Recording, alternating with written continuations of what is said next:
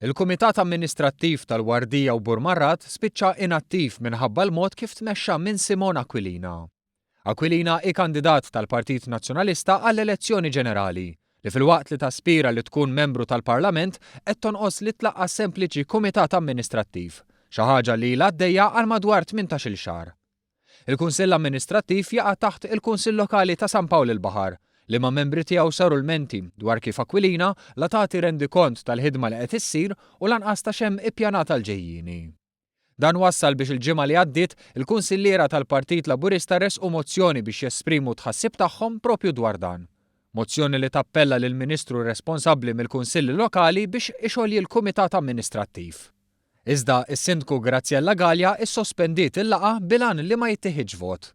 Maħkuma minn paniku għax fil-laqgħa ma kellix maġġoranza, Graziella Galea ħarġet tagħmel numru ta' telefonati biex wara insistiet li ma jittieħidx vot.